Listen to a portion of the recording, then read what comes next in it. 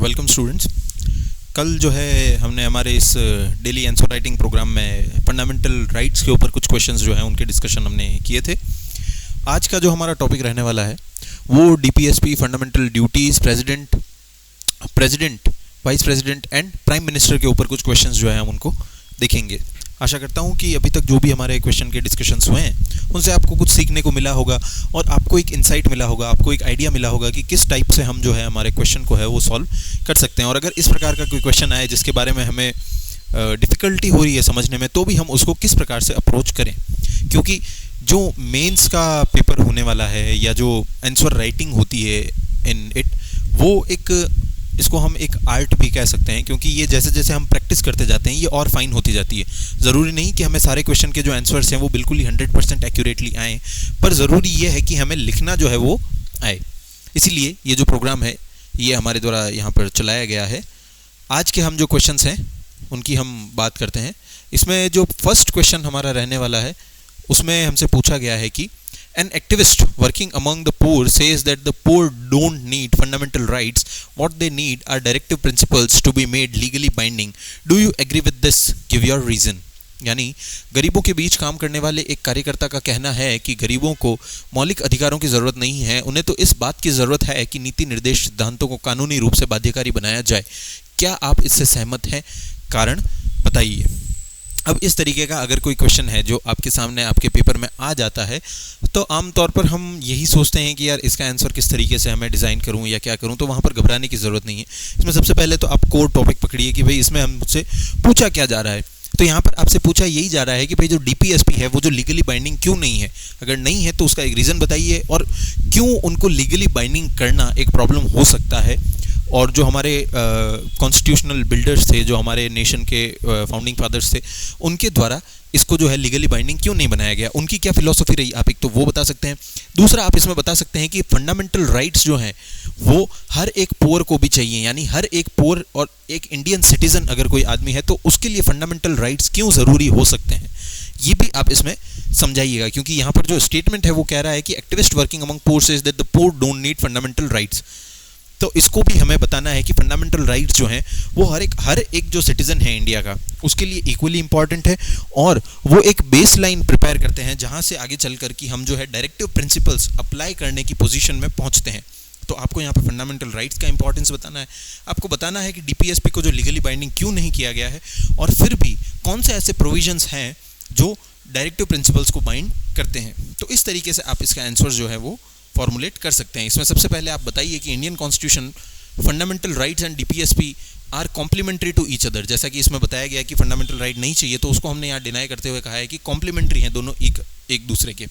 फिर आप इसको बताइए कि serving to the full social economic goals of the democracy. आप इसमें बताइए कि जो फंडामेंटल राइट्स हैं वो केवल जो पॉलिटिकल डेमोक्रेसी है उसकी बात करते हैं, बल्कि जो डायरेक्टिव प्रिंसिपल्स हैं वो सोशल और इकोनॉमिक डेमोक्रेसी की बात यहाँ पर करते हैं। Although the DPSP are essentially for social justice, it is fundamental rights that provide the poor with justiciable protection against exploitation. तो हमने यहाँ पर फंडामेंटल राइट्स को डिफेंड करते हुए ये बात कह दी है कि जो फंडामेंटल राइट्स हैं वो पुअर को जो जस्टिशिएबल प्रोटेक्शन है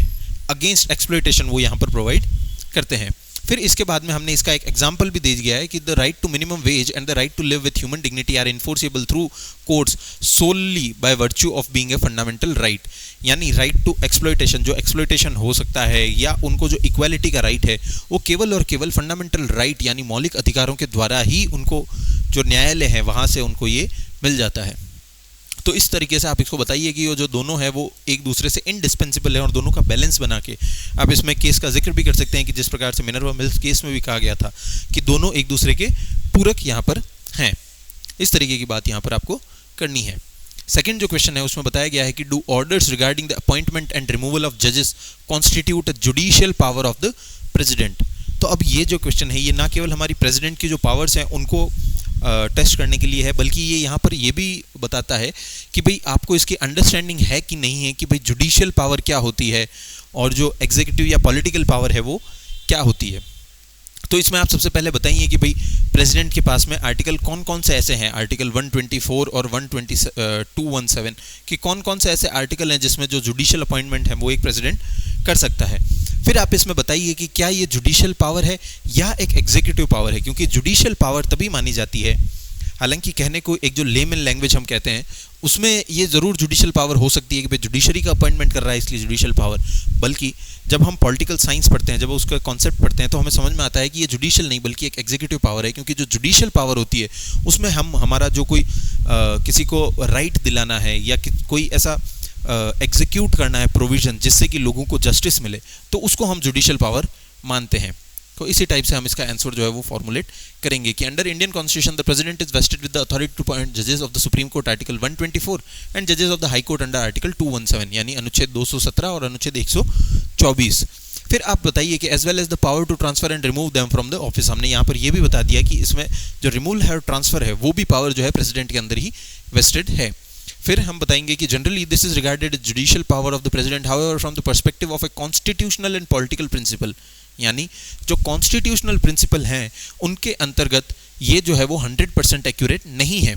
क्यों? क्योंकि पॉलिटिकल साइंस में ये जो अपॉइंटमेंट और रिमूवल का प्रोसेस है ये जुडिशियल नहीं बल्कि एक क्या है, एक एग्जीक्यूटिव फंक्शन माना जाता है, यानी ये एक न्यायिक कार्य नहीं बल्कि कार्यपालिका का कार्य माना जाता है। तो इस तरीके से हमने यहाँ पर जो आंसर है उसको बता दिया, और लास्ट में हम यहाँ पर एक कंक्लूजन जो है वो दे देंगे कि therefore the order regarding the appointment and removal of the जजेस constitute not a judicial power of the president but rather a component of his executive power, यानी ये उसकी कार्यपालिका शक्ति का ही एक भाग है। तो इस तरीके से हमें यहाँ पर ये भी समझ होनी चाहिए कि भाई कौन से ऐसे आर्टिकल हैं जिसमें प्रेसिडेंट को ये पावर है। फिर हमें यहाँ पर ये भी समझ होनी चाहिए कि एक जुडिशियल पावर क्या हो सकती है, कि एग्जीक्यूटिव पावर क्या हो सकती है, और ये जो अपॉइंटमेंट, रिमूवल और ट्रांसफर की उसकी जो पावर है वो जुडिशियल है या एग्जीक्यूटिव है। तो हमने उसको यहाँ पर एक अच्छे तरीके से एक्सप्लेन कर दिया गया है with an intro and an conclusion.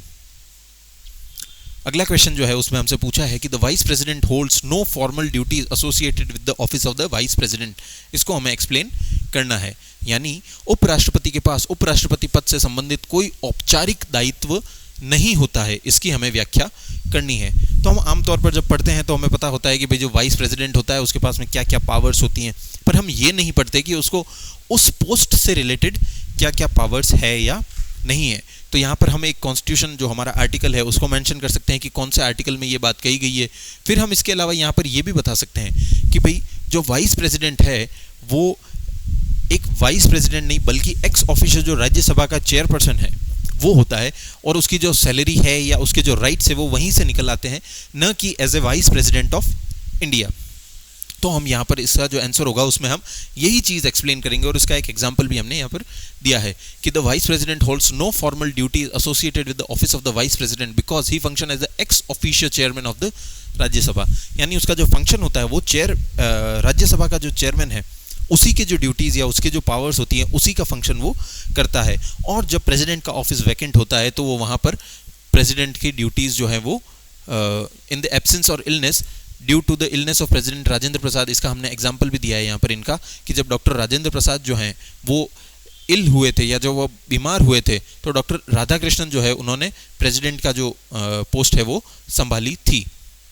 तो इस तरीके से हमने यहाँ पर इसको एक्सप्लेन कर दिया है, और फिर हमने नीचे इसकी बात भी बता दी है कि vice president refer to as the vice president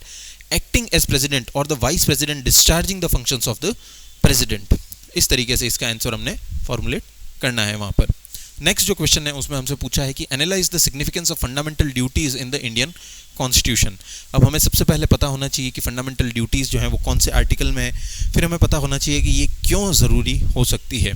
और हमें यहाँ पर यही बताना है कि भाई इसकी सिग्निफिकेंस क्या है, इसकी इंपॉर्टेंस क्या है। हमारे जो कॉन्स्टिट्यूशन है इसमें फंडामेंटल ड्यूटीज़ जो हैं वो क्यों ऐड की गई थी। सबसे पहले हमें ये भी पता होना चाहिए कि ये कब ऐड की गई थी, कौन सी कमिटी थी जिसके बेसिस पे ऐड की गई थी, कितनी ऐड की गई थी, इसमें अमेंडमेंट कौन कौन सा हुआ है, वो चीज़ हमें यहाँ पर पता होनी चाहिए। तो सबसे पहले हम यही बात करेंगे, इसका जो इंट्रो तैयार करेंगे उसमें हम लिखेंगे कि भाई फंडामेंटल ड्यूटीज़ जो हैं वो कौन से अमेंडमेंट एक्ट से ऐड हुई थी, कौन से साल में ऐड हुई थी, कौन सी कमिटी के रिकमेंडेशन पे ऐड हुई थी, और फिर हम इसमें बताएंगे कि भाई ये क्यों ज़रूरी है। तो हम इसमें बता देंगे अलग अलग जो प्रोविजंस हैं, जैसे आप जब भी पढ़ते हैं तो हमें ध्यान यही रखना है कि हम उसको इस बेसिस पे पढ़ें कि ये कहाँ काम आ सकती है, या एक जो बेसिक सिटीज़न है उसके ये किस तरीके से हेल्प कर सकती है। वही चीज़ हमें यहाँ पर मेंशन करनी है कि एक जो सिटीजन है उसके पर्सपेक्टिव से फंडामेंटल ड्यूटीज़ क्यों ज़रूरी हो सकती है, वही इनका सिग्निफिकेंस रहने वाला है। अब इस तरीके का अगर जब भी हमारे सामने क्वेश्चन आए जिसमें हमसे सिग्निफिकेंस पूछा है या उसकी इंपॉर्टेंस पूछी है, तब हम ज़रूर इसको बुलेट फॉर्म में यहाँ पर लिख सकते हैं कि हमें अगर 5-6 पॉइंट याद आ रहे हैं तो हमने वो वहाँ पर लिख दिए और उनके एक एक एग्जाम्पल, खास तौर से ध्यान यही रखना है कि हमें एग्जाम्पल, जब हम एग्जाम्पल लिखते हैं तो जो कॉपी चेक करने वाला है, जो हमारा एग्जामिनर है, उसको लगता है कि उसको यही महसूस होगा जब भी वो एक एग्जाम्पल लिखे हुए आंसर को चेक करेगा तो उसको महसूस यही होगा कि आपने जो लिखा है, एक तो आपको उसकी समझ है, आपको उसकी डीप अंडरस्टैंडिंग है और आप उसको जो है इम्प्लीमेंट भी कर पा रहे हैं, यानी आप उसका एक एग्जाम्पल भी दे सकते हैं। तो इस तरीके से अगर एग्जाम्पल आपको याद आ रहा है तो वो तो वेल एंड गुड है। तो इसको हमें इस तरीके से, सबसे पहले तो हम इसमें लिख देंगे कि भाई ये जो है fundamental duties serve as a warning against anti national and anti social activities, और इस तरीके से हम इसको स्टार्ट जब हम करेंगे, हम यहाँ पर शायद प्रिंटिंग मिस्टेक हो गई है। आप जब भी इस क्वेश्चन का आंसर फॉर्मुलेट करें तो सबसे पहले आप यही ध्यान दें कि ये कौन से आर्टिकल से ऐड हुई है, वो हमें यहाँ पर लिखना है कि कौन से आर्टिकल में ऐड की गई है, कौन से अमेंडमेंट एक्ट से ऐड की गई है और कौन सी कमेटी के द्वारा यहाँ पर, कौन सी कमेटी की जो रिकमेंडेशन थी उनके बेसिस पे ये ऐड की गई थी। और फिर आप इसके सिग्निफिकेंस, जो भी हमारे फंडामेंटल ड्यूटीज़ हैं उन सब के बारे में आप बता दीजिएगा कि कौन कौन सी ड्यूटीज़ हैं और वो क्या क्या उनकी इंपॉर्टेंस हो सकती है।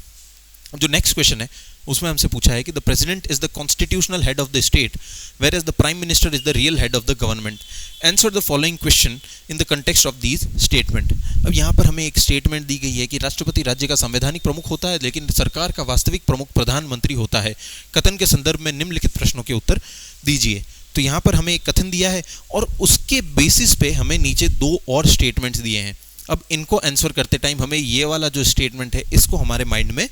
रखना है। पहला स्टेटमेंट है the process of appointment of the prime minister और दूसरा है the power and functions of the prime minister. तो जब हम इसका आंसर दें तो हमें क्या करना है, हमें सबसे पहले ये ध्यान रखना है कि हमें प्रेसिडेंट को एज ए कॉन्स्टिट्यूशनल हेड मानना है और जो प्राइम मिनिस्टर है उसको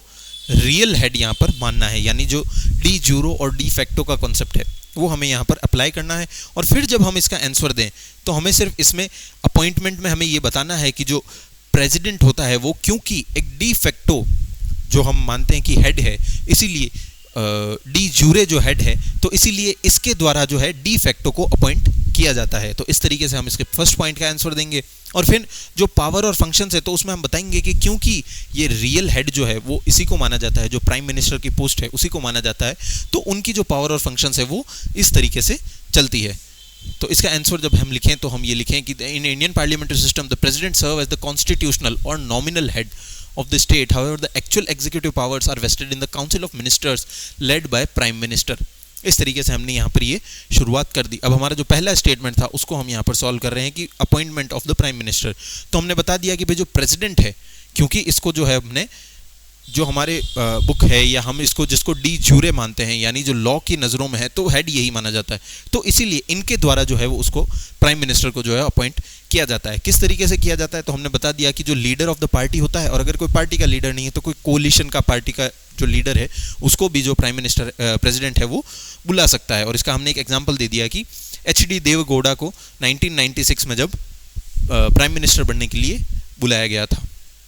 वो हमारा फर्स्ट स्टेटमेंट हो गया। और सेकंड स्टेटमेंट है उसको भी हमने यहाँ पर एक्सप्लेन कर दिया कि इनकी पावर और फंक्शंस क्या क्या हो सकती है। और फिर हमने नीचे इसका एक कंक्लूजन दे दिया कि thus the prime minister is the actual guiding force of the nation whose power depend upon his personality and the support he commands within the parliament. अब जो नेक्स्ट क्वेश्चन है हमारा उसमें हमसे पूछा गया है कि the council minister possess immense power and a wide range of responsibility. All executive power of the president are exercised by the cabinet under the chairmanship of the prime minister. In the context of this statement, explain the collective and individual responsibilities of the minister.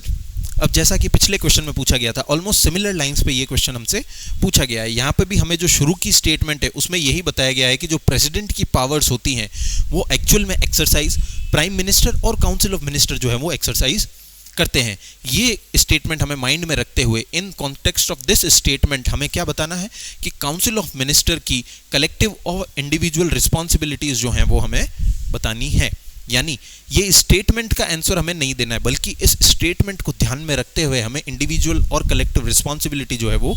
बतानी है। तो हम सबसे पहले यही बता देंगे कि भाई प्रेसिडेंट के द्वारा प्राइम मिनिस्टर को बुलाया जाता है और प्राइम मिनिस्टर जो है काउंसिल ऑफ मिनिस्टर को हेड करता है और एग्जीक्यूटिव का हेड हमें उसी को माना जाता है। और फिर हम जो है इसकी अलग अलग हम यहाँ पर चाहे तो एक टेबल बना के भी हम यहाँ पर इसका जो आंसर है वो कर सकते हैं, जहाँ पर हम एक तरफ इनकी इंडिविजुअल रिस्पॉन्सिबिलिटी और एक तरफ हम इसकी कलेक्टिव रिस्पॉन्सिबिलिटीज जो हैं वो भी बता सकते हैं। इसका जो आंसर होगा वो कुछ इस प्रकार से है कि सबसे पहले इंडियन पार्लियामेंट्री सिस्टम में president serve as the constitutional head, जो हमने पिछली क्वेश्चन में भी डिस्कस किया था उसी प्रकार से कि कॉन्स्टिट्यूशनल या डी ज्यूरे जो हेड है वो हमारा प्रेसिडेंट होता है, बट जो एक्चुअल एग्जीक्यूटिव पावर है वो council of minister headed by prime minister के अंदर होती है। और फिर हम इसका आंसर बता देंगे कि भाई council of minister is collectively responsible to the Lok Sabha, ये इनकी क्या हो गई, कलेक्टिव रिस्पॉन्सिबिलिटीज हो गई। और फिर इसी प्रकार से जो आगे की चीज़ें हैं वो हमने यहाँ पर एक एग्जाम्पल भी दिया गया है कि एक नो कॉन्फिडेंस मोशन अगर गवर्नमेंट के खिलाफ पास होता है तो एंटायर काउंसिल ऑफ मिनिस्टर को रिजाइन यहाँ पर करना पड़ता है।